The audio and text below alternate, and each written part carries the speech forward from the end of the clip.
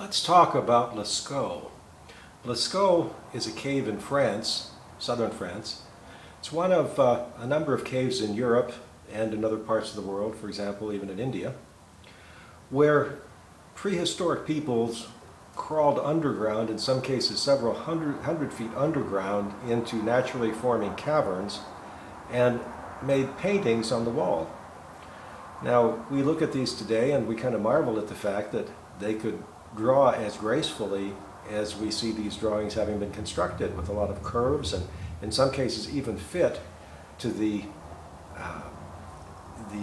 wall of the cave, so that it seems to have a shape to it that it makes use of the fact that certain outcroppings might be the chest of the animal or something of a 3D nature. The way that these paintings were made suggests that they were made with naturally occurring earth colorants, and that the paints, that is the pigments, might have been applied either without a binder at all or with some animal fat binder, something that would have been also naturally occurring and able to be transported underground without drying out. Now, why did the people make these? Well, we can only guess, because there are no written records from this time period. That's what defines prehistory. Ancient history, there are records from, starting a few thousand years BC, but 30,000 years BC, prehistory, we really don't know much about these people.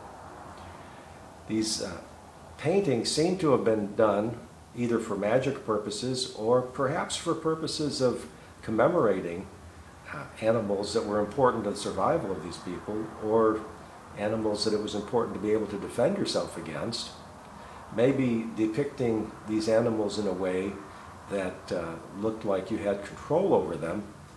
The people felt might have actually given you control over them in real life. Recent research that I've come across indicates that some of these cave paintings may have been a very early form of animation, where the animal was presented on the painting in various different positions, and if you would focus on just those different positions one at a time, you might fool yourself into thinking some movement was occurring. As far as movement goes, though, and the idea of magic, think about this. The only form of illumination available at the time was something burning, a torch that was burning with animal fat, perhaps, some sort of wood, something that made a flickering light. Now, a flickering light in a place with rough walls and these very colorful features standing out from amongst otherwise drab-looking rocks, the flickering light might have given some sense of animation to these figures also. These figures were not done trivially. Because these places were very deep underground and dark, it must have been a scary thing going down there. In addition, think about this. What you learned about the temperature of the light, that is, the different wavelengths that make up the light, having an effect on the color that our eyes perceive, having been reflected by those objects, the way that the pigments looked on the surface in sunlight might be quite different than the way they looked underground when illuminated only with some sort of flickering fire, some torch burning. And that change in color perception might have also been part of the magic that was involved in this. It was a process that the people probably didn't understand, but they could certainly perceive.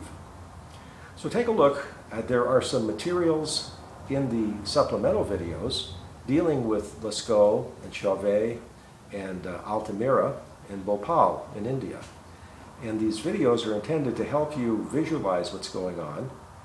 There's also a tour that's available from the French government that I've listed in some of the supplementary web resources, that is a tour that you direct yourself through these caves. The caves right now are not open to the general public because even the breath of many people exhaling in these caves will start to deteriorate these pictures. They've been there for 30,000 years, but they're remarkably fragile when they come in contact with, for example, human breath or other types of gases that don't exist underground unless they're brought there by people like us walking through.